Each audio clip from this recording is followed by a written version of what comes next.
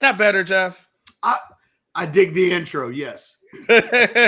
Welcome, and it is Overreaction Monday, Catch, brought to us by the people at the rogueshop.com. It's usually about the time where you got to go ahead and blow on something, Catch. You don't have it by you? Where is it? I mean, yes, I do. I'm still shaking the cobweb. I got to be honest. When I woke up this morning at, I don't know, I had to go get the kids up, I seriously considered letting the kids just sleep in and be tardy for school. Mm-hmm. The only thing that got me up out of bed was we're going to do Overreaction Monday, right? So I got to get gassed up for that. And then my son yesterday, who's about as, he's a narrow young man. He is not like his dad. He's not big. He told me last night, he's like, can I see the breakfast menu at school? They were serving buttermilk pancakes. And he did like this, yes. And I was like, all right, well, I got to get up because my son wants to eat pancakes this morning. So here I am. I'm getting the energy as we go. But man, it would feel good to go put my head on a pillow. Yeah, that won't happen anytime soon. that I don't see that in your future. I see a lot of things in your future today, Catch. Putting your head on the pillow when you've got Overreaction Monday, Steve Sarkisian. Then, of course, you've got your show later on this afternoon. Still got the message board. We got Alex with Football and Friends at 3:30. Good luck. No, I'll go to sleep at like 2. And by the time I get going, I won't go to bed till like 2. Yeah. But at the moment, there still are enough cobwebs that, it still sounds good. Where are we starting today? Lead me in a direction. Point me somewhere. Why don't we start with, I think we've talked a lot about Jonathon Brooks over the weekend. And, I think we can have that conversation maybe a little bit later in the show. But I want to start with the newsier things, the topic that you and I talked a little bit about on Sunday. I know you wrote about it in your 10 thoughts for the weekend. And I don't think it's too premature to have this conversation, Catch, because at the end of the day, as Texas, there's only 2 games left in the season. And there's things that are there's going to be things that are going to come at play. Okay. There's going and we can talk about Iowa State at some point this week. I think there's plenty of meat on that bone to have that conversation later in the week. And we can talk about the playoff race and all that other kind of stuff. But one of the things that I think I think we do a good job of is getting ahead of things. And we don't wait till the last minute to talk about stuff. We talk about it for weeks. People usually join the conversation later. Transfer portal season will begin in a few weeks. And you got to know that, hey, there's only 2 games left. And so when there's 2 games left in the regular season, and people are going to start thinking about, hey, what am I going to do? Am I going to stay? Am I going to go? And then Texas is in a situation where they've got a lot of underclassmen who are going to have to make decisions pretty soon, Catch. They're going to have to, in the next couple of weeks, you have guys who are going to be making decisions. And one of the guys is Quinn Ewers. And I feel like I like to start the conversation there, because Quinn Ewers is a person who could come out and go pro, who was a guy that was talked about being a first-round pick. But one of the teasers that I've had this morning is that you and I have talked to our sources over the weekend, and we kind of feel like we as of November the 13th, knowing that things can change, right? So if Quinn throws for 500 yards over the next couple of weeks in something crazy, he's putting up Penix numbers, maybe something changes. But I feel like you and I are on the same page, and our sources are starting to match up that there's a possibility that Quinn comes back in 2024. And let's go ahead and start there and have that conversation. Well, it's interesting in that I had a source yesterday volunteer that information to me. It wasn't like I don't even remember what I reached out to this source about. It might have been about Brooks. In fact, I checked my text messages yesterday, and I had a Brooks ACL text message pretty early in the morning. It wasn't one of those where like I looked at it and regretted that I hadn't looked at my phone earlier. I think we were on top of the Jonathon Brooks injury front as well with our update yesterday. I think I responded something back probably about him needing to come back. Will he come back?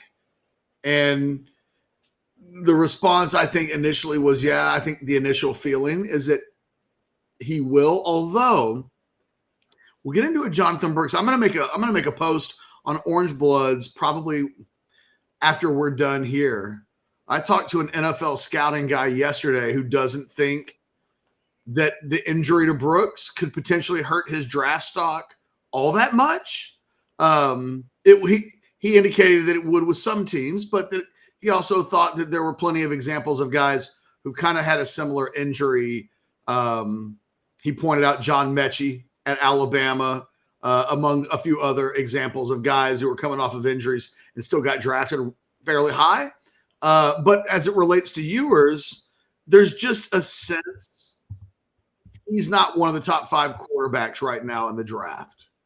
And that you're probably not going to see a draft where 5 guys go in the first. So, and if you don't go in the first, sometimes not a lot of quarterbacks get drafted in the second. You know, there's a possibility that Quinn Ewers came out this year. He might be like a 3rd round draft pick. And I don't think that's good enough for the Ewers people. I think in an ideal world, they would use this season as a springboard to go into the draft this year. But I don't get the sense that they're going to force it just because it's something that ideally they would have liked to have seen happen. So no decision has been made. That will happen after the regular season. But the sense is that at this moment, there's probably a very strong lean towards coming back based on the reality of his situation. And the vibe, the word that I got yesterday was that it's likely that the people in the quarterback room know that. So Arch and his people know that there's a good chance that Ewers is going to come back next year and the impact that would have on Arch. And I think Malik Murphy almost certainly has a pretty strong idea about it. And so there will be a trickle-down effect. There's a trickle-down effect for the Jonathon Brooks injury. It doesn't just impact Jonathon Brooks. There are little tentacles that connect to a lot of different people. And I think that's the case with Ewers. But first and foremost, should Ewers come back, it's a massive deal for the 2024 Longhorns because they're already expecting a lot of turnover. To have a young quarterback guiding the way in 2024 with a roster that's really turned over could make for a tough 2024. But now you are potentially returning one of the better quarterbacks in what would be the SEC next year. Milroe would be on that list, obviously. There are some good players. We'll see what happens with LSU. But you'd much rather go in with one of the better quarterbacks in the conference than potentially one of the better quarterbacks in the conference with your young guys. So, there's a lot to this discussion, but I think the single most important thing is that it potentially improves the 2024 Longhorns quite a bit. So I was told, there's some of the things that I was told as relates to the conversation, Catch. One of the things that it was kind of funny you say that because interesting, it's no coincidences in life because that what I was told was kind of unsolicited as well. So interesting. I did, and I didn't have that conversation yesterday, so that was unsolicited as well. I didn't ask. That wasn't really on my radar yesterday. I was, trying to get back from Fort Worth. Our heads were in different places. Yeah. So, there's some questions that I asked, and the one was, hey, there's a belief behind the scenes that if Quinn comes back, not the 2024 draft, obviously, so not the upcoming year, but the following one after the season would be 2025. Like he could be the number 1 guy overall. That's just a belief that, hey, he comes back, gets a full season underneath him, balls out the way that he can ball out. He ends up being number 1. Catches, the difference between first round money and third round money, it's money you can never get back.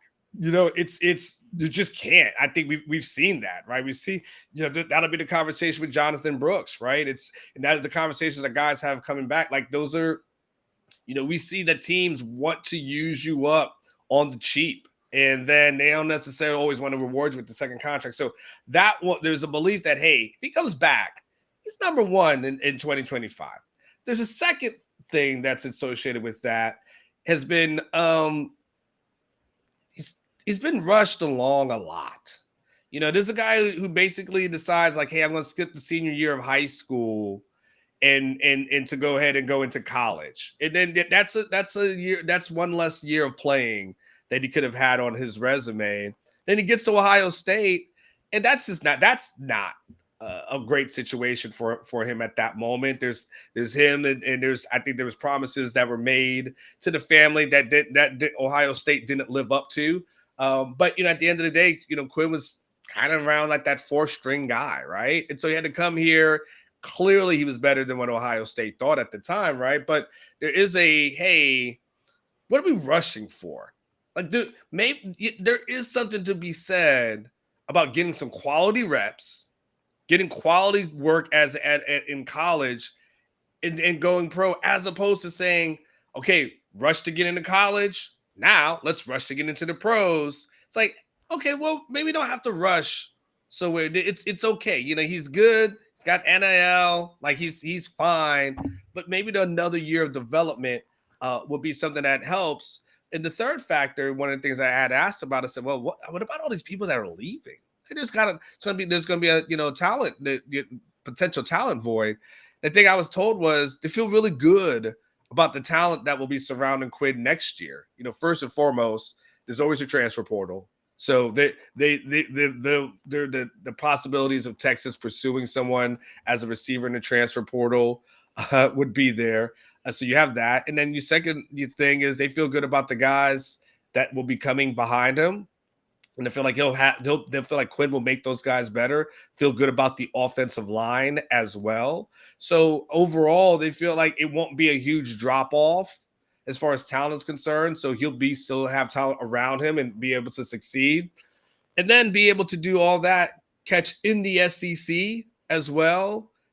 It becomes a thing that when I was talking to some folks yesterday, that contributed to where the lean is at this moment. Yeah, I think one of the potential enticing things about Ewers returning, by the way, I had that last night on my column, and now I see other websites today piggybacking our reporting from last night and kind of saying similar things today. Just remember that, guys, when you're asking yourself who you want to watch and who you don't want to watch. This person has tried to call me 3 times today. I will call you back or not, or block your number. I don't know. It's probably somebody letting you know that your car warranty is about to expire. And then I'm sure there's probably a pretty good chance of that. Yes. One of the things mentioned to me yesterday was with Quinn coming back, the ability to recruit guys in the portal will be made much stronger. If Xavier Worthy and Adonai Mitchell are both going to the NFL and both have a chance to be first or second day guys, if you are a receiver like Adonai Mitchell from a year ago, who's like, I need to go someplace. This is my contract year. Going to play at a place that, as you said, might have the number 1 overall quarterback in the draft. Let me read you. I just went to a random NFL draft site. I'm at draftcountdown.com. Shout out to the guys at draftcountdown.com. I don't know if they're actually any good or not, but for the purpose of this discussion, I was curious, on paper right now, who are the guys being talked about as the 2025 quarterbacks? You ready for the list? Yes. In order, and at this point, Quinn Ewers is not on this list. He would be on the 2024 list. Okay. You've got ranked number 1, Penn State's Drew Aller. Okay. Did you see him this past weekend? Yes. Okay. Cade Klubnik, our guy at Clemson, is number 2. Whoa. Number Cade's 3, number 2? And he's Cade's number number 2. 2? Oh, man. Thing is, if you watch Cade sling the football around, he looks the part. He just doesn't play the part yet. Although he had a really good game this weekend. Connor Wigman, number 3 at Texas A&M. Mm-hmm. Devin Brown, number 4, Ohio State. MJ Morris, number 5, NC State. Ty Simpson, number 6, Alabama. Number 7, Malik Murphy, Texas. What? We can stop there. Wow. It's a list of quarterbacks that, you know what, a little bit of patience might look. At this point, I don't think Quinn Ewers is an exceptional quarterback. I think he's been very good this year, but he hasn't taken that step to great. But he's leaps and bounds ahead of the guys, I think, on that list.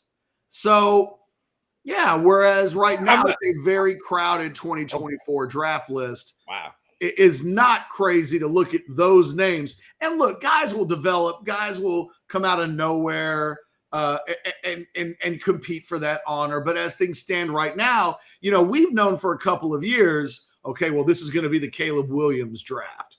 Mm-hmm. And we've kind of known for a couple of years now, and Drake May is going to be right there with him in the quarterback rankings.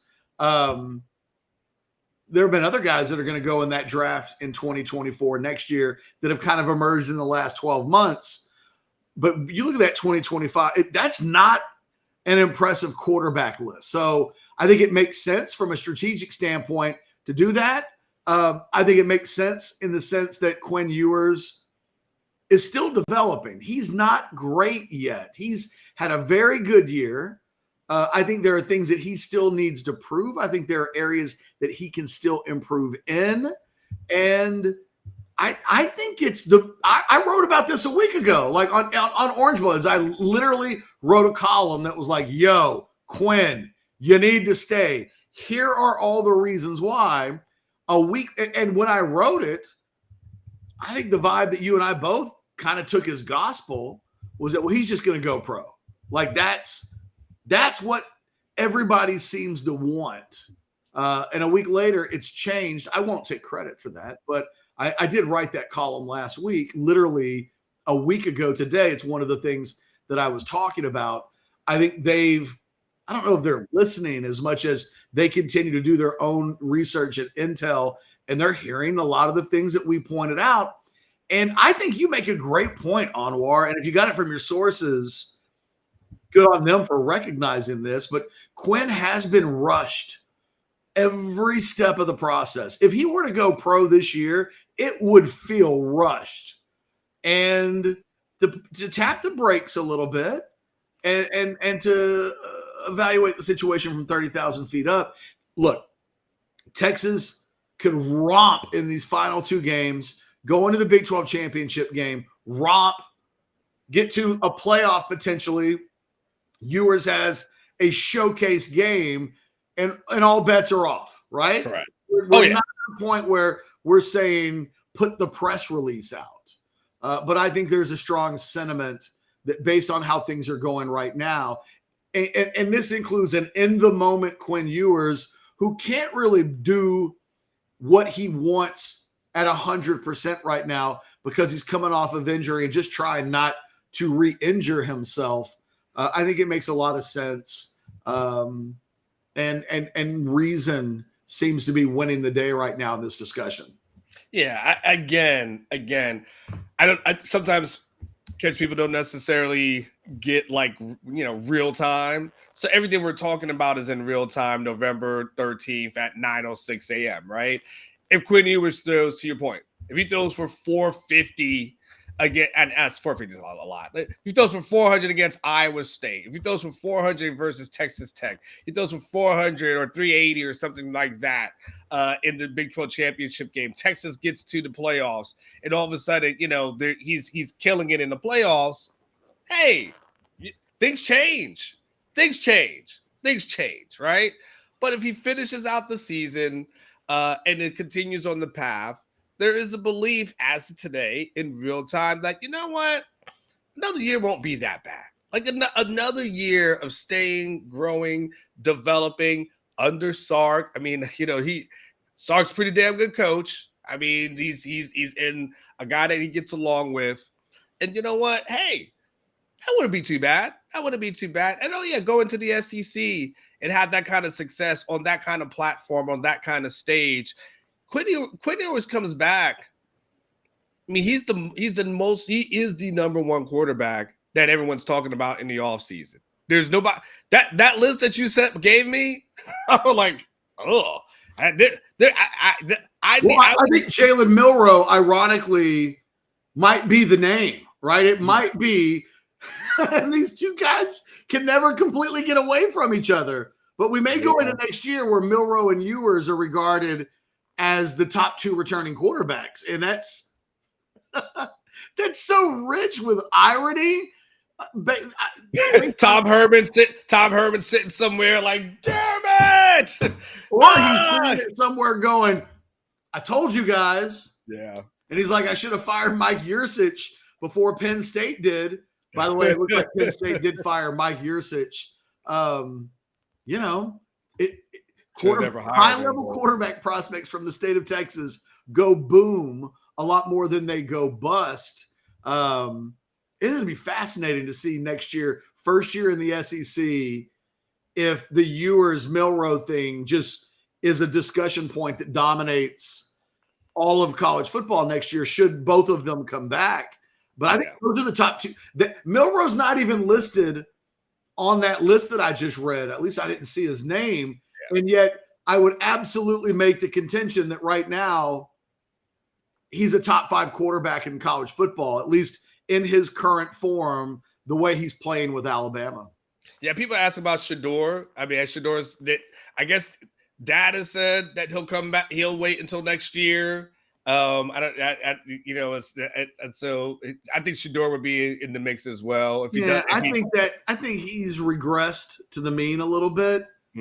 I like Shedeur Sanders as a college football player, but nothing about the totality of this season makes me think that he's the first guy I want to draft to build my NFL team around. What if he had a good offensive line? It's impossible to know. I know, right? I mean, that may not happen by next year either. No, as you know, it takes a while to get stuff, and the thing about the transfer portal and what those guys, because the people didn't think, just go to the transfer portal. Okay, you're gonna get a couple of gems, and then you're just gonna get a bunch of guys at that point, and not everybody. Everybody's fighting over the gems. And then the guys who are just left are just guys. So, it may not be. Oh, I'm sorry. I didn't mean to interrupt. It may not be all glitters as gold as relates to the transfer portal at all times. And I'm not saying that I don't like Shedeur Sanders. Rhett Moore in the chat is telling me to stop. His O-line is terrible. He's really good.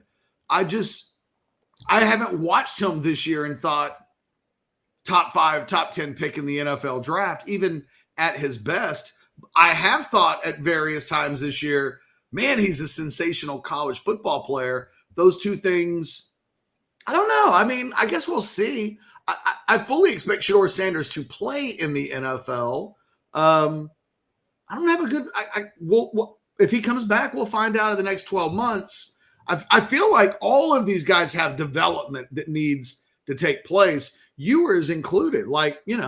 If Ewers doesn't make improvement from this year to next year, if he doesn't take a step, I don't know that he will be the first pick in next year's NFL draft. He still has to get better.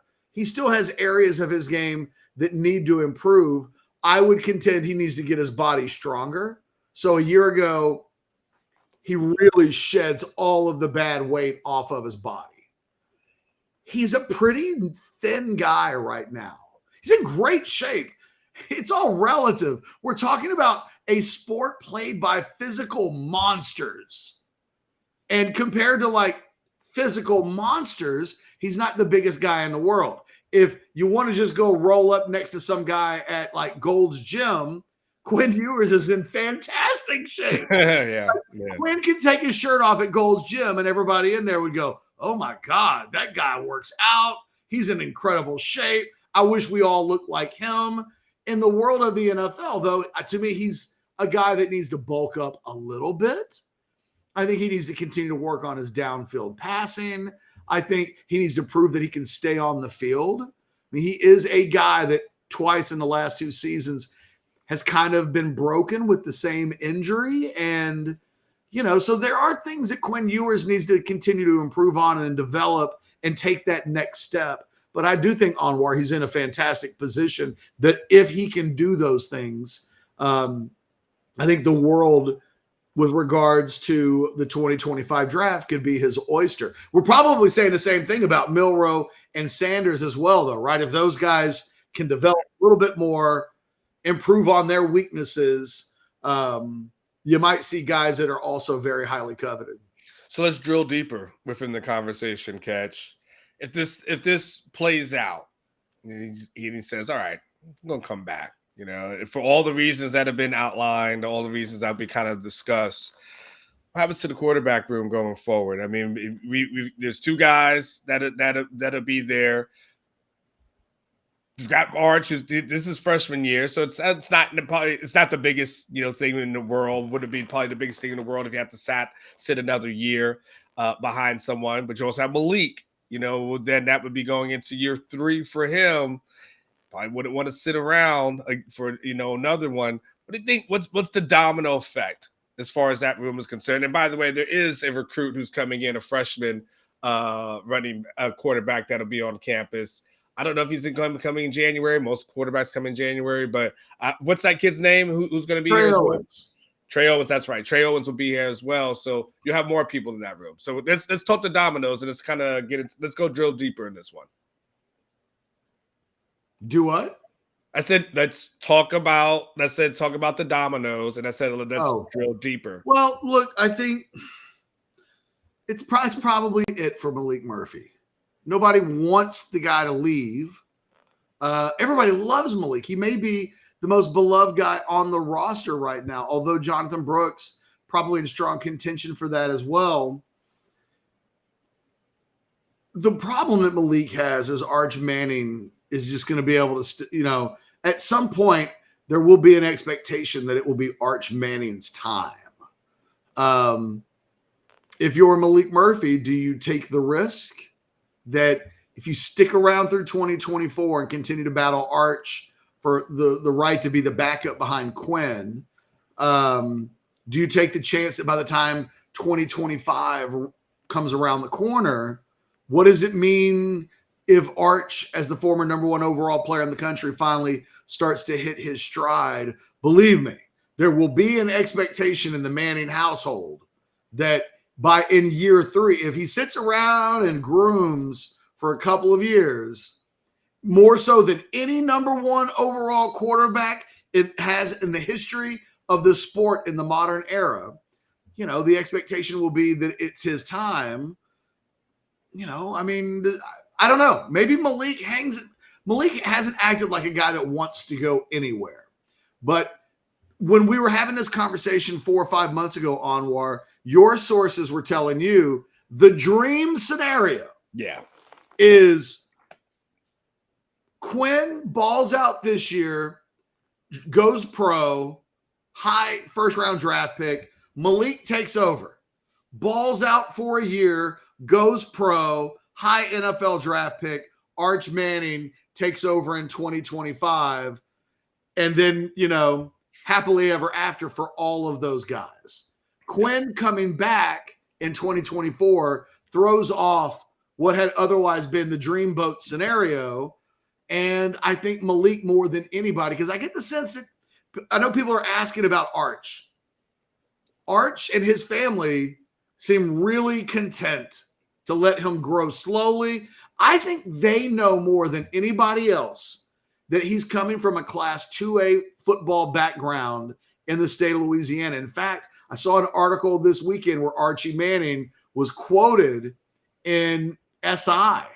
And he's like, look, Arch played Class 2A football. He's making a huge jump. He needs to learn and grow, and his time will come. Look at Eli. There's a lot of different ways that guys can develop. Slow doesn't always have to be the worst. So I think he's okay. Said that since last year, by the way. Yeah, and look, I think they know now after more than a semester on campus, they have an even better idea of, okay, because Arch isn't tearing it up every day in practice. So I think they have a sense that, you know what, next year could be a little soon. Maybe, if he had to play, okay, you'd rather him win the job than lose it if it's between him and Malik next year. But I think they're okay with a little more patience. Plus, someone made this comment on Orange Bloods, and it's probably true. If you're the backup next year, you're probably going to start a couple of games based on what you and I talk about every year, Anwar, with regards to the starting quarterback position. There just haven't been many years where Texas has had a guy play all 12 games. So very, very few. There's only been like one or two since I've gotten here. And it wasn't this year either. I mean, No. Malik Murphy got to start a couple of games. So if you're Arch and you're the backup next year, you're probably going to play some because them's the breaks in college football, certainly at the quarterback position. I don't know what happens next with Malik Murphy, but I think it's a tough spot for him to be in because even Malik has to know that eventually Arch Manning's going to get his chance. And the window for Malik, if there really is one, would have been in 2024 when Arch still isn't quite ready for prime time. If Quinn Ewers is now going to potentially fill that void, I think Malik, whose plan probably gets impacted the most. Yeah, it's funny. I'm going through this right now. Hold on, I've got an interesting list because you're correct. So we know. So in 2013, David Ash gets a concussion, and Case McCoy plays. 2014, David Ash gets another concussion. Swoops comes in. 2015, Gerard Hurd got a concussion at some point, and then Swoops had to come in. 2017, Sam Ehlinger gets a concussion. Shane Buechele had a bruised shoulder. 2018, Ehlinger leaves a game against Baylor in the first quarter with an injury to his throwing shoulder and doesn't return. He's replaced by Buechele. We talked about 2019, Sam playing through a rib injury. 2020, Sam Ehlinger sustains a shoulder injury against Colorado, replaced by Casey Thompson. 2021, Casey Thompson has a thumb injury. And then, of course, he has that. And, of course, Hudson Card plays through his injury as well. 2022, Ewers misses three games due to two sprains in his clavicle. Card sustains an ankle injury versus Alabama. And then there's this year. I mean, in those years where Sam played the whole seasons, mm-hmm. he did it as like a member of the Walking Wounded. I mean, he was always hurt. And I don't mean that like as a slam at Sam. Like, he played a physical brand of football and he gutted through some things. But man, when Sam was the quarterback, I was getting text messages and phone calls every week from people who were letting me know about the latest thing that had happened to Sam. And, it's a tough sport. It's a tough position, and guys get hurt. So, I think Ewers would like to come back and prove that he can stay on the field and play a full 12 games. If he does come back and get hurt again next year, it will be a red flag against him, I think, going into the draft, that he hasn't been able to be a guy in 3 years to stay on the field. So among the things, if Ewers comes back, in addition to just taking the next step, I think proving that he can build his body up and be strong enough to sustain a 12-game schedule, because they play 17 in the NFL. And what happened on Saturday, where Ewers played an entire game and never really got hit, I don't remember Ewers ever once getting knocked to the ground. That never happens in the NFL. They find a way. Yeah. There's always, some dude like Micah Parsons. Every team's got a guy who might not be quite that good, but he can get to the quarterback. He can at least once and put a guy on the ground and challenge his body. So I think coming back is so right for Quinn Ewers right now that nothing else even makes sense. It's the right move. I don't even know that I completely feel different about it. If he does go out and throw for 400 this week and 400 the next week and then 400 in the Big 12 championship game, and then they make a playoff and he plays pretty well in that, I would still contend, even in that scenario, that he would be best served by coming back. Yeah, I just, 3 years of college football is going to be much better than it's 2, that he's kind of pieced together. And so yeah, 100% from growth, from the development standpoint.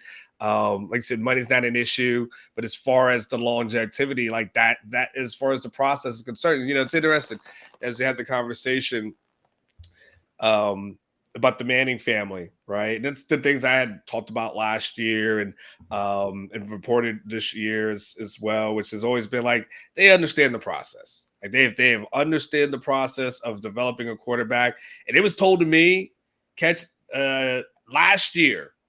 It was the thing I was told is he's got 5 years at most before he needs to go into the NFL. And if it takes 5, so be it. And people didn't believe that, Catch. People didn't believe that. But I'm like, how can you not look at this family and not understand that, hey, they understand, like you can't look at it like our prism. Our prism is rush, get it now. Right? They get it. It's just get it now. You've got Archie, you've got Eli. And what's happened is they've seen what happens when guys get rushed, get thrown into something too fast. And they've also understood like there's value in waiting, there's value in developing. And so I think for Quinn, there's value in developing. There's value in saying, you know what, I can wait. It's okay. The NFL is going to be there. Like I can wait. I can go ahead and do it because the thing is when you get there, you want to stay there. Like you don't want to just get there and then you're done within the next couple of years.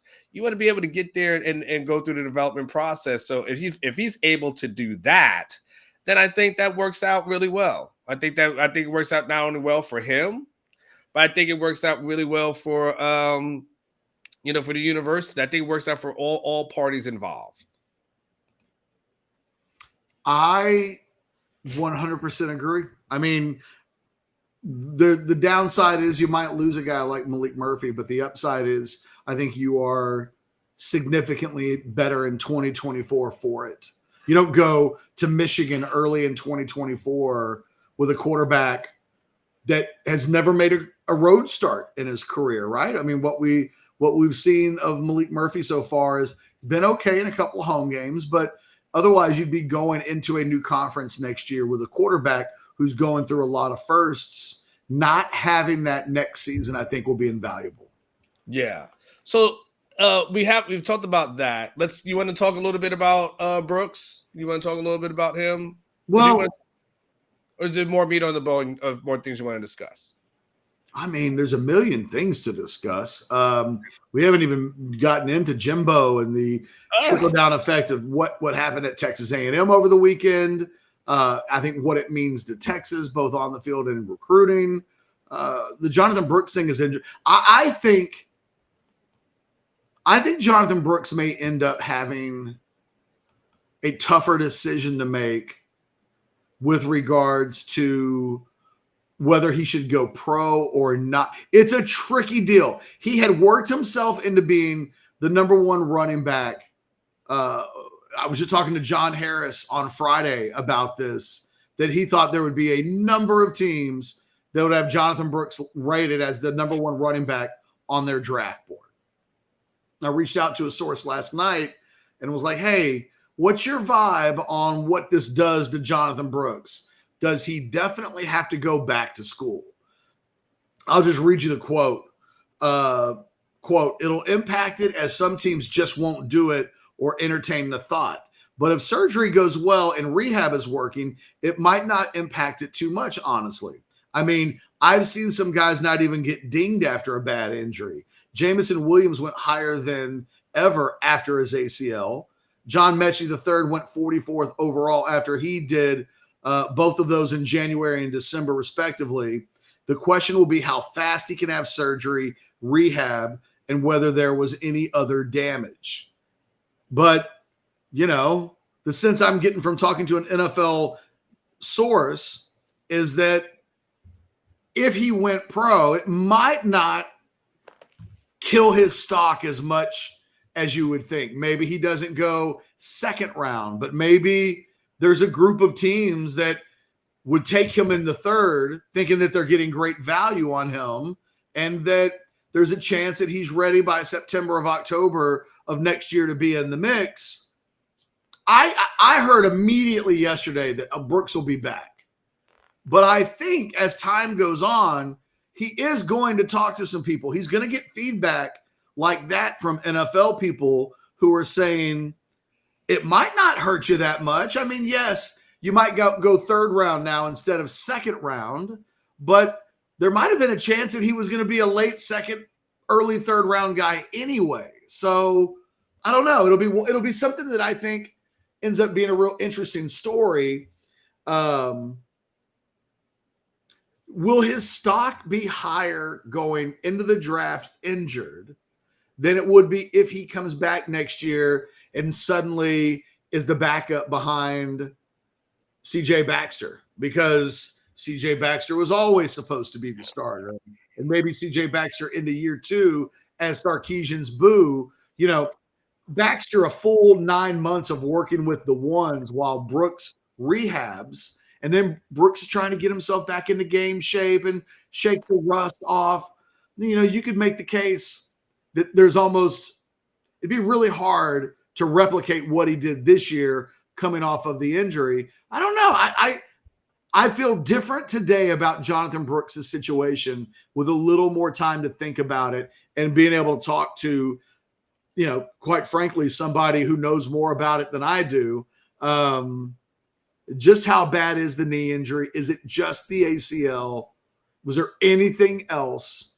And again, how quick can the surgery take place? What's the projection for when, if he's working out for NFL teams in March and April and everything looks good from a rehab standpoint, it might not be like the mortal blow to 2024 draft stock than we thought it was going to be. But I think there are a lot of unknowns at this point, at least in November, that keep us from being able to get a great but I think it's not it won't, in a month from now, it won't be as crystal clear as we might maybe thought it was 24 hours ago. Well, if I'm in Brooks's camp, you know why I tell him you go pro? Look at your knee. That's why you go pro. Because why come back to college and risk another potential injury to then go pro? Like, you're already recovering from one. Do you want to risk this again? Like, no. To do what? To maybe move up a round or two? Like, we know this running back thing is a weird situation. Sure, you would love to go ahead and get that Bijan money. I get it. But the Bijan money doesn't always come around. And so, but you got the opportunity, and you're already sitting there, and you're recovering from that surgery. You're going to try to go pro.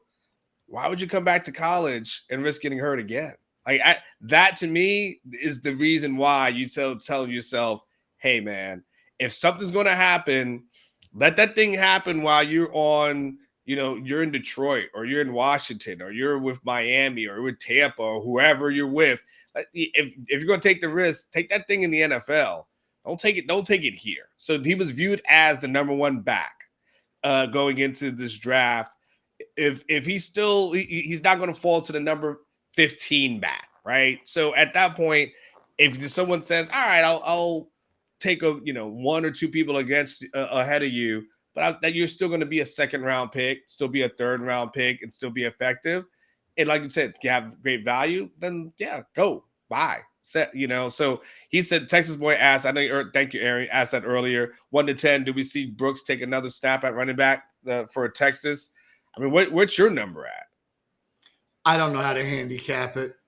5. Mine. I'll go smack dab in the middle and wait until I have a better sense of where that thing's headed. Yeah, I think 5 is for me right now, and we'll see. We'll see what happens. We'll see what he thinks. But if I'm advising him, go ahead and go, man. Like don't mess around with this. Well, I think the point that you make is a good one. Like, what's your reward for coming back? Like, you weren't going to be a first round pick. Those are for the freaky of the freaks. Bijan did it last year. Jameer Gibbs did it. But we know how the NFL generally views running backs. I was talking to John Harris on Friday, like I said, and he was like, as I couldn't even get the question out of my mouth. And he was like, get into the NFL now. Start working on your clock. Start working towards your pension. Start working towards your second contract. You only have so many bullets in the chamber as a running back. And I think Jonathan Brooks learned that the hard way this weekend, right? Like, it's a brutal position, and injuries are going to occur. If you come back to Texas, you are hoping to gain a round? Yeah. Yeah. A round? And if it was first round, I get it, kind of, maybe, right? But I see Barry Sorrell in the chat right now. I mean, if Barron had, let's say, a day 2 grade, right, second or third round, and the idea was, well, if he comes back, Barron could be a first round pick, but he's a day 2 guy as it is, I think I'd go. So if you apply that logic to Brooks, even injured, it might make more sense to go now, especially at that position. I mean, I looked at it.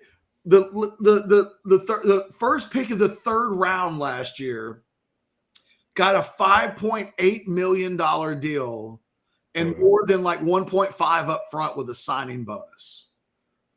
Like, that is just life-changing money right there. And I know you can blow it. I know you can spend it really fast, but for a lot of guys, that changes your entire universe. So it's definitely something that you have to think about. And I think that it's a decision that all these guys who become draft eligible have to give consideration to. How likely is it that you do what Devondre Sweat did, right? Sweat probably is like a third or fourth round guy a year ago. I think he's worked his way up to being a day 1 guy.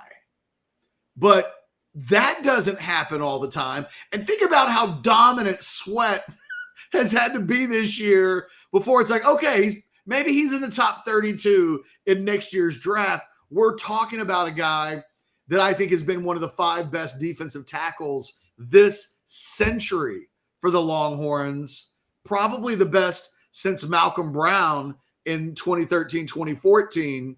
You know, it takes a lot to get into the first round, and there's still really incredible money in the rounds that follow. Barry says, well, money's cool. Look, my kid is living his dream, ... Sure, of course, but his dream, the dream, there's probably multiple dreams there, right? There's the college football dream. There's the NFL dream, which is the ultimate dream, right? So I hear you. He's living a dream. He is playing college football, but I am sure when he grew up, there was the dream of playing in the NFL, and with the college football being, the stepping stone to that, right? Barry, don't act like you didn't hint 4 months ago that if Barron got double-digit sacks, that he was out. That he was out, right? He was like, no, you damn pretend like you didn't allude to there was no hitting. Sack there was season no hitting. Being sayonara time. No, there was no hitting. He didn't hit. He said they was out. He was like, we are deuces. We are in the road. We are done. So there is that one. So no, he gets to live his dream, but the NFL is kind of the ultimate dream. All right, Catch. We did talk about that. Okay, so Jimbo did happen.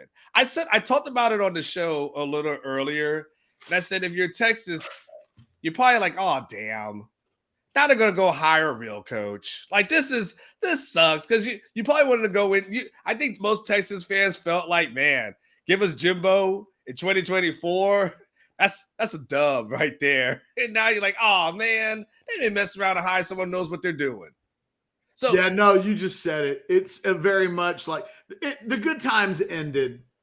And, we could all hope that A&M would just bring him back run it back one more year. And then, because you would know that's everybody knew Anwar. It was a question of how long would the Aggies wait before they just accepted what everybody else knew and was accepting as fact. Yeah. And the Aggies clearly reached a point where they realized Jimbo's a sunk cost. He just is. That money's going to him no matter what. If you eliminate money and say what's the best thing that for this football program, I think making a change at the head coach is obvious, and they're going to do that. I think what's really curious is, I think they're going to want to swing for the fences. I wonder who they've already made communication with. I bet they'll have some coaches. I bet Dan Lanning and his agent, by the way, I haven't even looked to see who Dan Lanning's agent is, but it might be Jimmy Sexton. There's only two guys that represent guys that don't, so I mean, it's like Jimmy Sexton's got the lion's share, of guys, I'm sure. I mean, he came from the SEC. Hold on, I'm typing it in right now. Dan Lanning agent is I can't find it yet. I can't find it. Okay. I will find it, but there's a good chance it'll be the same guy that negotiated Jimbo's last contract. Mm-hmm. So he'll know how to negotiate with those people. But it might be that the timing's really bad because Dan Lanning is fighting for a playoff spot. And the last thing in the next couple of weeks, all of these guys that get rumored with the Aggies, they're all going to get these questions where it's like, hey, thoughts on A&M? There's a report out that you would be a candidate. And then if we get rumors that like conversations have taken place, then that coach who has a team fighting for a playoff spot gets asked about it. And a lot of times guys have to take their names out of consideration, whether they want to or not. They don't want to compromise a special season. No coach ever wants to do that. Les Miles wanted to be the coach at LSU, or excuse me, at Michigan. But the timing wasn't right. Sometimes it never is. So if you're aiming for one of the guys whose teams are in the playoff right now, it's hard to do that. It's hard to go, the head coach at Washington, DeBoer, he's got a team on the cusp of winning a Pac-12 championship and getting into the playoff. You don't want to upset the apple cart. So then it comes down potentially to, if you can't get one of those guys because they're just not available, who's available? We saw in 2014 that the answer ends up being a guy like Charlie Strong. It turns out you swing for the fences and miss, you're left with a pool of candidates that's only kind of impressive.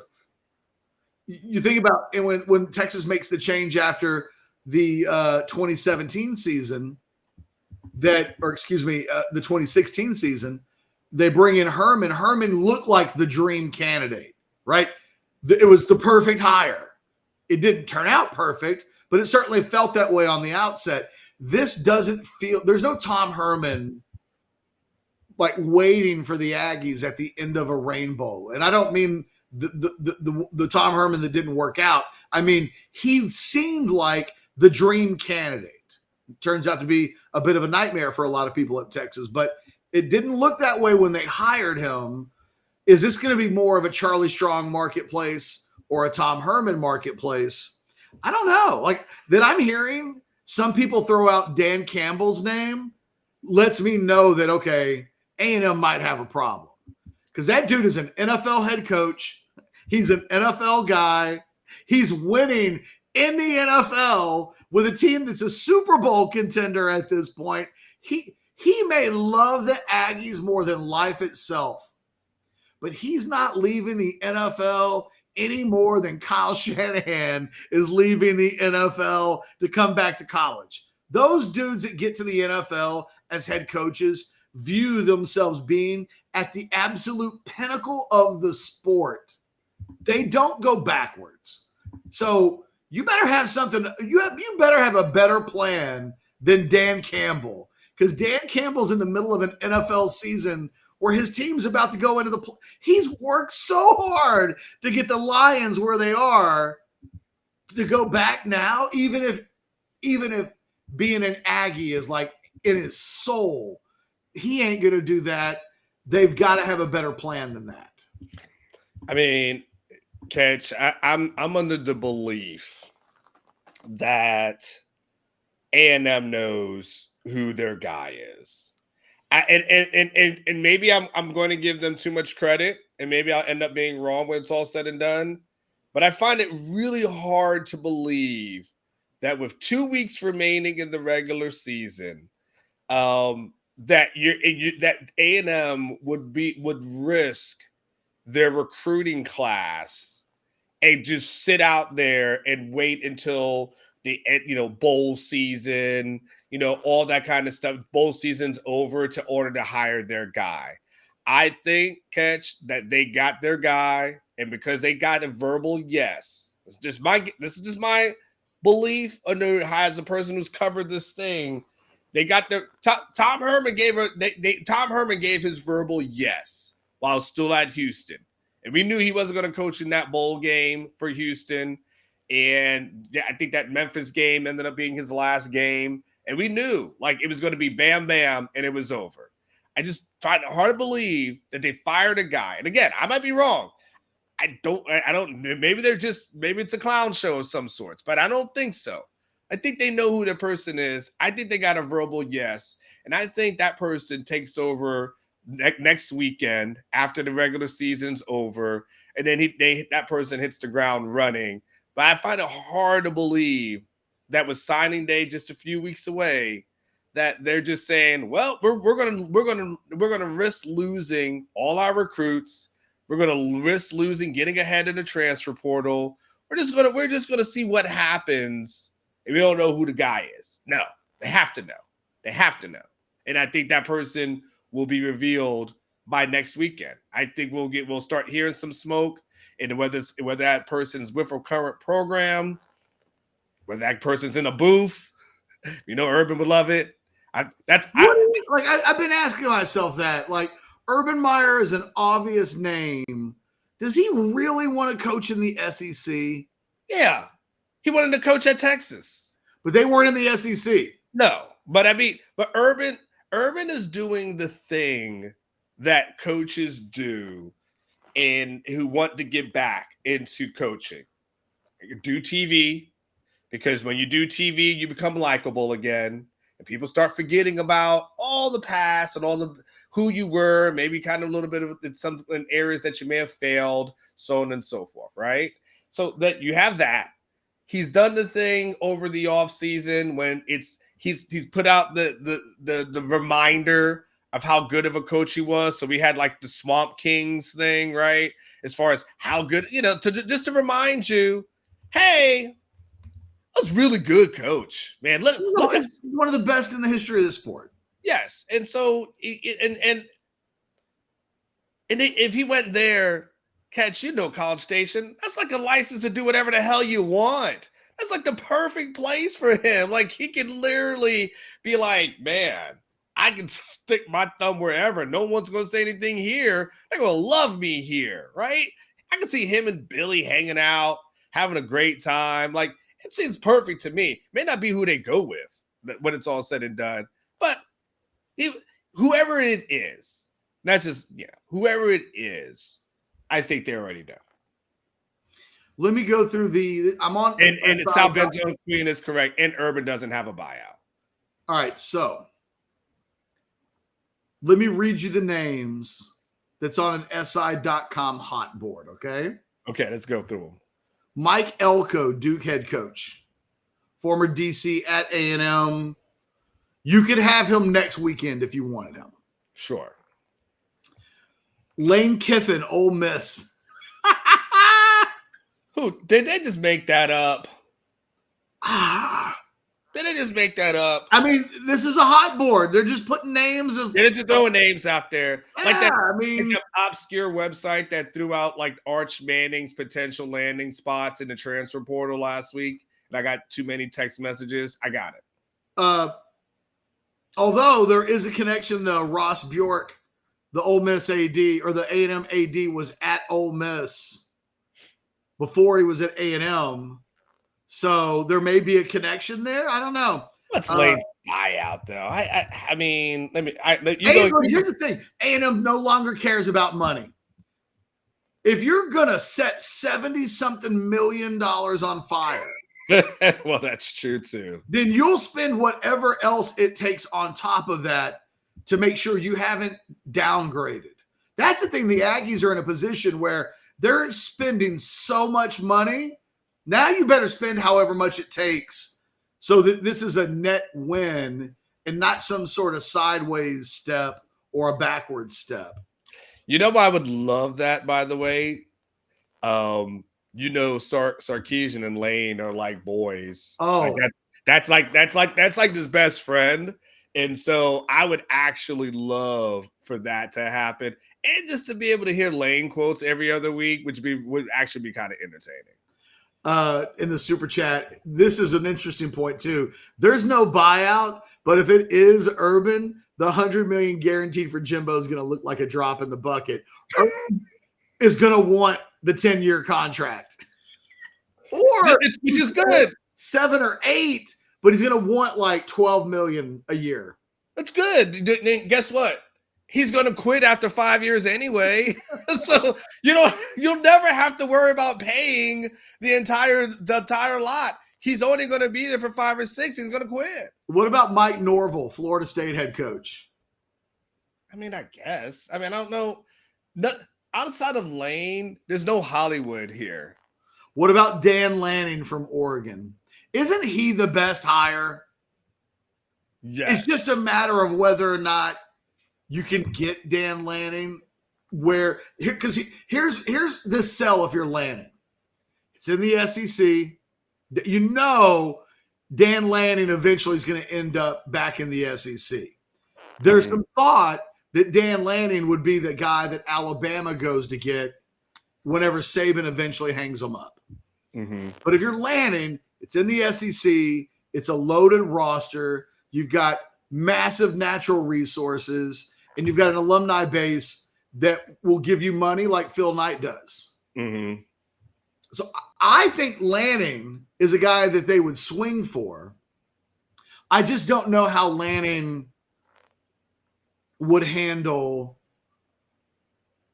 being in the middle. I mean, next weekend, his team might be getting ready to play Washington in a Pac-12 championship game for the right to go to the playoff.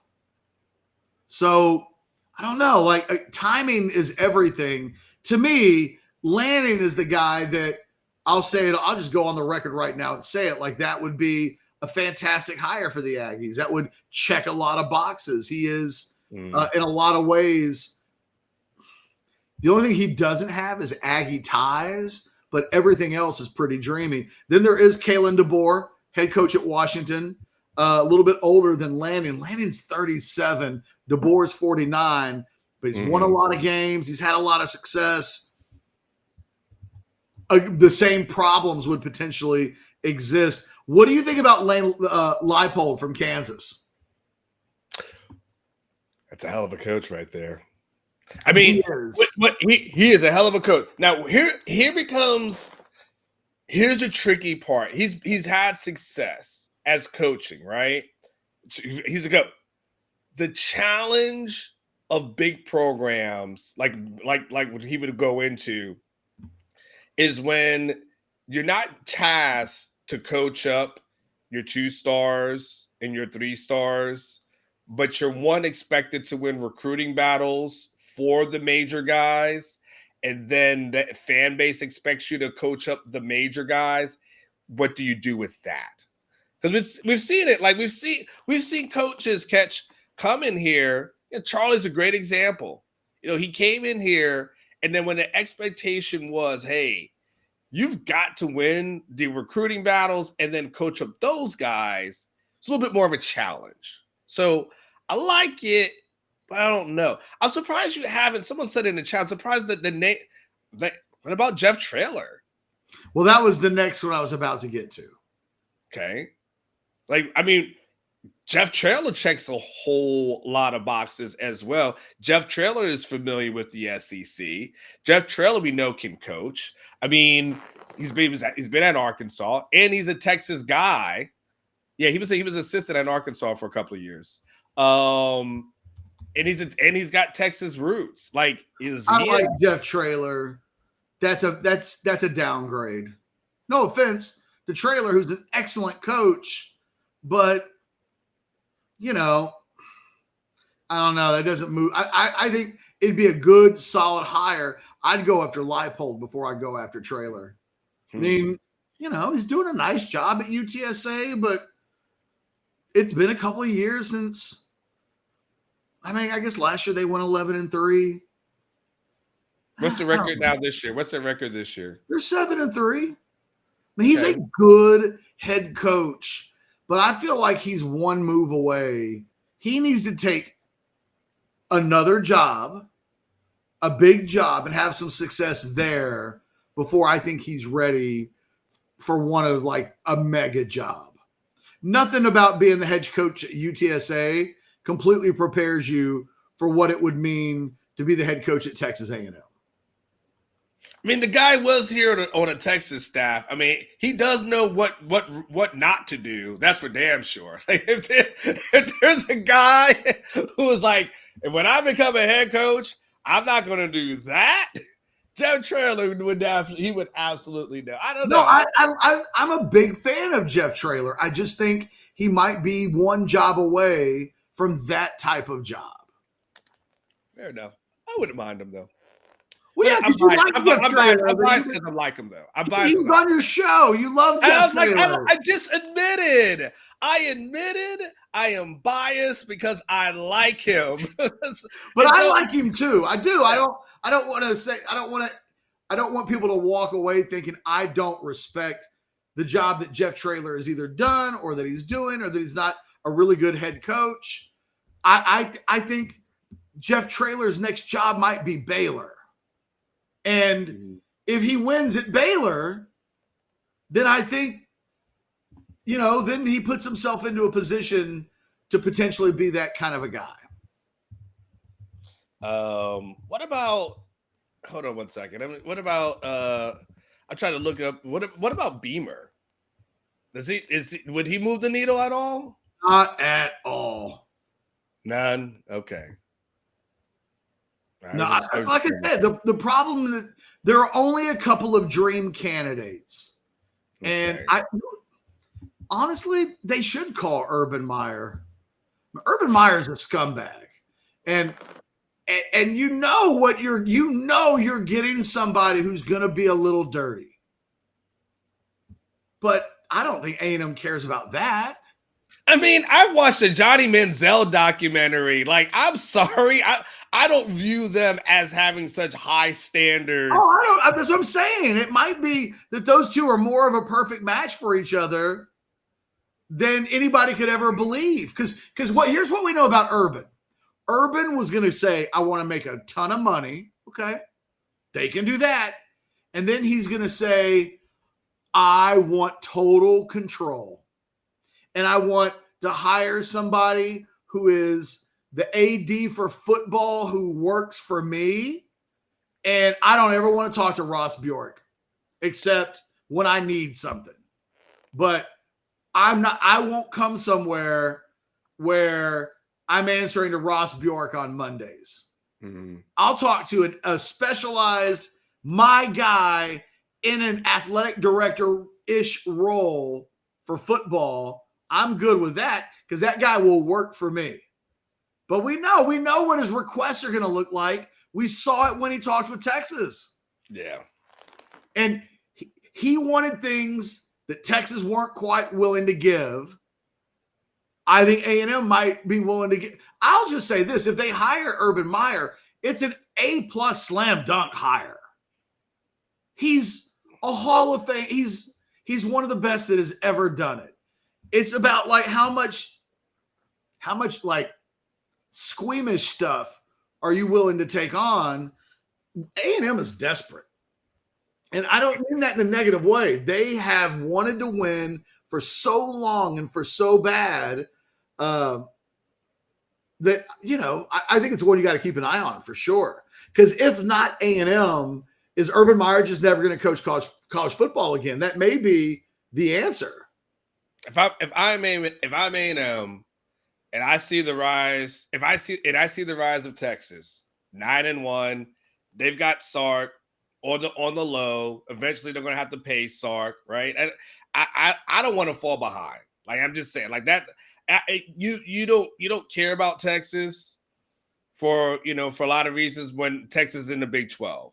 Texas is coming in the SEC, and you cannot have the new dog on the block being the one that everyone's talking about. So, I mean, if there ever were two peas in a pod, to borrow the old term, it's Urban in College Station. Like that to me is two peas in a pod, a program that don't give a damn, a coach that don't give a damn, a coach that's going to do whatever the hell that he wants.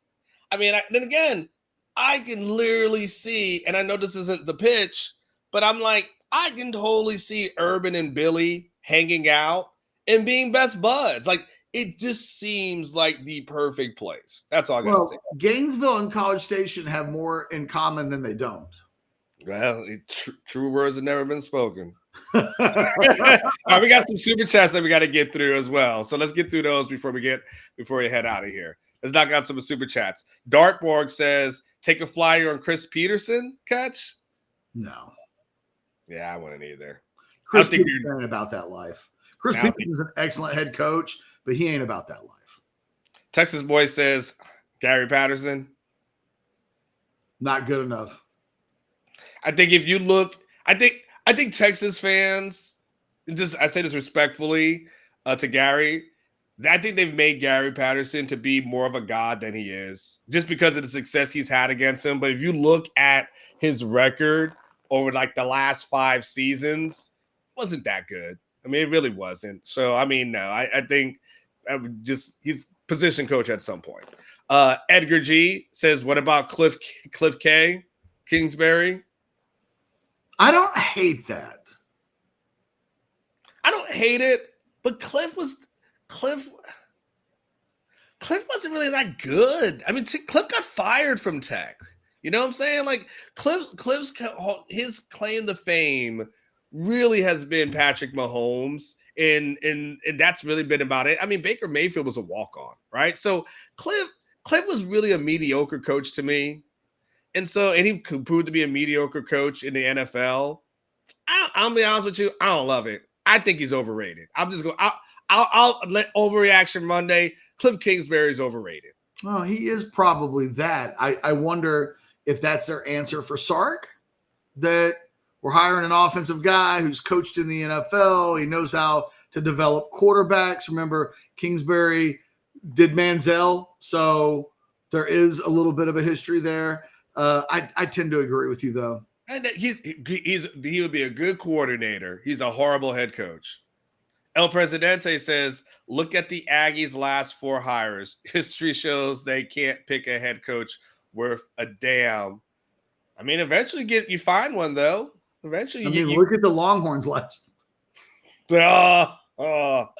El Presidente says if they are truly desperate. Okay, El Presidente, you're just playing with your money at this point. You're just. I mean, like you're just like, all right, I just want $5 just to burn today. Like you're like, I could go buy lunch. Well, you can't buy lunch for $5, but maybe buy an energy drink. Come on now, El Presidente. That's not even. Chris Harrington goes, Michigan might have an opportunity for Urban Meyer. I don't think he's not getting fired. Y'all are crazy if you think Michigan's ready to go to war. Yes. For Jim Harbaugh. Yes. They basically told the Big Ten this weekend, hey, you guys want to mess around, we'll go to the SEC. Because when they said we'll leave the conference, there's only one place they would, and you know what? The SEC would gobble up Michigan before anybody could even blink twice. Correct. Like they're not. You had a coach crying for the guy. Like they literally acted like Jim Harbaugh was like on death's door. Like they had hospice that's come in. They're like, we had to win this for Jim, and it's like it's really more about cheating than anything else. No, they love that guy. Ironically, because they wanted to fire him just a few years ago. Dartboard came back and goes, although they didn't deal with an injury. Oh, he mentioned this during the Jonathan Brooks conversation. Although they didn't deal with an injury, Ricky and Cedric were locked first rounders, and then they came back. It's just a different era. Yeah, running backs are valued differently now, Dartborg, than they were before, you know? And the clock that comes through is a little bit, and also that's before, Catch, if I'm correct, that's before the salary arrangement. That's when you could pay guys first rounders whatever the hell you wanted to, right? You know, the Saints, imagine an NFL team trading their entire draft haul of picks so that they could draft a running back in the first round. Like, that just doesn't happen. When Ricky came out, I think 3 running backs went in the top 5. Yeah. Like, you know, it's just different than it was. And look, Dartboard, guys do come back. I mean, we're not suggesting that every single guy that could go to the NFL does or should, but, you know, do you believe Jonathon Brooks has the upside to be drafted anywhere near as high as Ricky and Cedric? I don't. Yeah. So it's just a little bit of a different conversation. Yeah, just the era. I mean, you running backs don't even make it to their second contracts nowadays. That's just kind of where we're at. He's going for the corner. He said, for anyone who doesn't buy that the culture is different, the interception and strip recovery tells you all you need to know. Incredible effort, Hookem, talking about Jordan Whittington and Xavier Worthy, which definitely was a huge play as well. And then is there others, Aaron? Okay, that's kind of all of them as well. Catch yeah, we got to get out of here. I mean, I guess we got Sark at 11:30ish or so, but I'm still gonna go. I still got to get downtown as it is. Again, it feels good when I don't have to rush. So before it's usually rushing, I don't have to rush, but it's still gonna go. What do you guys got planned? Is it still for the noon show, Catch? I don't know. I haven't talked to Chad yet because I've been doing this show. I didn't think so. I didn't think so. I'm working though. There's a chance 220 Billy Lucci. Working on it. Oh, he's in high demand today. He is in high demand. He's in high demand. But as of yesterday, he was going to let me know at some point later today, aiming for 220. Kind of depends on his schedule. And if he's too busy, we get it. But at this point, it's the one thing that I have cooking. Yeah. Good luck with that. I hope it works out for you. But I know Billy. He's his phone has to be ringing off the hook today for people who want to sit down and talk with him. So I know he's got to be pretty times like that. You got to be pretty selective because you're like you get a call from a Memphis station. I mean, yes, it is. I'm just saying. You know, you're acting like we ain't got no juice. I think Billy likes us. It's not that he doesn't like you. I'm just saying Billy's probably got Fox, ESPN, Sirius XM. Like he could have told me that last night. I mean, he could have. I mean, but I'm not saying he's like Kieran, who you don't know if he will or won't show up. Like I understand that Billy will be consistent, okay? But I understand that, hey, he's got a lot of things going. Yeah, I'm just saying. You asked me what I've got cooking. I like it. And I'm telling you that I've saved this place for Billy Lucci in the event that he can. But yeah, it's probably 50-50. I would love it. It'll be an interesting conversation. When you do talk to him, can you sometimes you ask me like, hey, ask a question for you. He asked a question for me. Sure. My question is, I want to know from his perspective, Does he think A&M already has the guy for them to make the decision 2 weeks before the season's over, knowing that recruiting is so important, transfer portal? However you phrase it, that's my belief, and I just want to know what Billy would say to that. All right. Well, I'll definitely ask that. Okay. Any parting shots, Catch? No, I'm all parting shots out. Watch our show at noon. I'll have more shots by then, but right now I'm out. All right, we'll go ahead and do that. Hey, no dogs today. That was pretty good. I mean, that was They sleep in the mornings. Oh, man, I tried to describe. Oh, real quick, let me just tell you what happened. All right. So I stopped the show, right? I remember I jump off the show that we're doing on Jonathon Brooks last night, and I take my 2 big dogs and I take them outside and put them in the backyard. Okay. But then the little dog just kept barking and barking and barking. It was driving me crazy. It turns out my pool guy left the side door to our house open, and for like 10 minutes, the 2 big dogs were out in the neighborhood and out in front of the house, acting like wild released animals. Dogs. And that was what the little dog was barking, trying to let me know, they's out, go get them.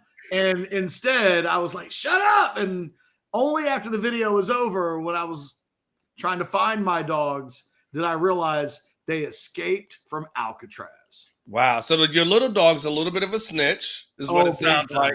Yeah, sounds like your little dog was snitching on the big dogs. They probably whooped his ass when they came back, didn't they? They did. They were like, we were out chilling down the street, all kinds of stuff. We found all kinds of good stuff to get into. And then you told on us, man. Rough.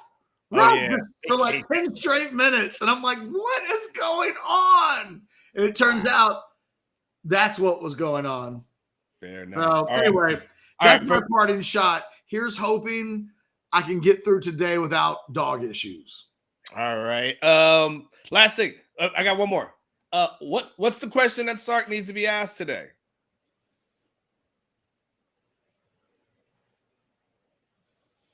I mean, that'll be the obvious. The Brooks thing will take care of itself. Quinn will be the obvious, as far as his performance. Those are obvious. Someone will ask him about Jordan Whittington and culture. That's obvious. I think the problem is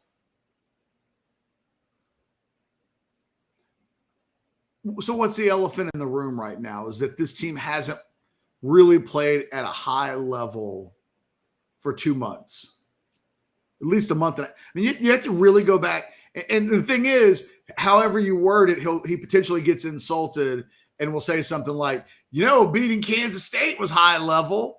And I was like, oh, well, okay, if you say so, right? But like, there's a conversation that this team, if you take the Alabama game away, this team isn't a playoff team. This team hasn't been playing at that kind of a level. Why not? Why do we still have to point towards September to find a real high-level performance from this football team? And in the last month, we've seen them lose. We've seen them in fourth quarter, late game affairs against sub-500 teams.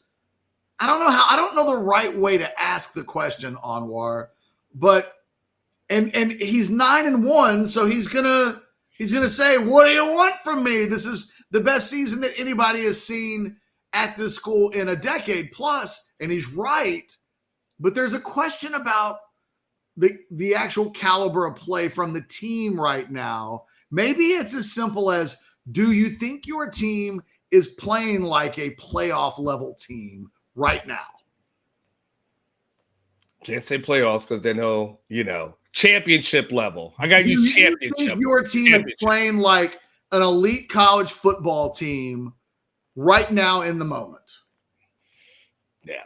Yeah. I mean, people ask, it's interesting when people are asking about play calling. It's a hell of an interesting thing because it's the most interesting thing. Catch, we've seen it. This is what happens in the press conferences, right, Catch? Can I break it down? Someone's like throws a question out, and it's like, How awesome are you? How awesome is this? How amazing is this? How good are you in this? And then someone goes, why is this thing not working? And that's the thing that he's like, wait a second. Everyone's throwing rose petals and you're asking me this. And he goes, oh yeah, by the way, we also rushed really well in that game too, right? You know, it's like that. He does that thing where it's like I'm awesome. I'm awesome. Team's awesome. Everyone's awesome. Look how great we are. You know we're winning. You know, so it's an interesting balancing act. I've done good be able to get the questions asked that need to be, you know, get the answers to the questions. So I'll definitely have to think about it. That's for sure. I think maybe the easiest way to do it is to say, do you think your football team is playing an elite brand of football at this point in the season? He's going to say, we still got, that's the great part, Catch. We haven't played a complete game yet. And look at what we've been doing. That's what, you know, that's when he goes back. He's like, hey, and I like it, but I'm just saying, hey, man, we haven't played a full 4 quarters left. Look what's going to happen when we actually put it together. Look how great it's going to be. That's the encouraging part. So maybe the question is, what does it mean if this team never quite puts it together? Like you keep suggesting will be spectacular once it happens. Yeah, right. All right, we got to go. All right, man. You're gonna be running late if you don't hurry up and get going. Yeah, let me go ahead and do that. Will Jimbo be clapping cheeks tonight after that buyout? I believe is what he's trying to say. I have no comment on that. I don't know. Probably, I guess. I don't know what his life looks like. So I'm sure he's happy, but he also got fired. So there is that. All right, Catch. For Aaron. And make sure you check out the Rogue Shop, rogueshop.com. Use the promo code OrangeBloods for all your legal CBD, THC, and more. The salves. I woke up in the middle of the night, Anwar. Yeah. And I should have taken gummies. I went to bed at like around 11:30 and I woke up around 12:30 and I couldn't go to sleep. And I literally have the freaking jar right here. Oh, wow. All I had to do was take a gummy and I would have slept like a baby. And I didn't. And I regret it today. Get your Rogue Shop supplies and make sure you sleep well, feel well, think well at every turn. I didn't do it last night. And believe me, I at some point I was like, I regret not doing the obvious thing that would have just solved my problems. It's hilarious to me that your Rogue products are in the office as opposed to like somewhere else in your house. I find that really I keep all my stuff right here in order to make it through. I got them two-fisting over here. Oh, wow. Oh, he's doing Vanna White over here. What else do we got? Yes. What else do we got going on here? I mean, I got stuff. I got lots of old cartridges and stuff. So mainly gummies and cartridges for me. Fair enough. All right, guys. Make sure you guys check out House Divided at 12. Catch will be there. Chad will be there. Much more to discuss. Make sure you hit the like button if you haven't done it yet. Subscribe to the channel. We will see you guys next week. Thanks, and I hope you guys enjoyed Overreaction Monday. Peace out.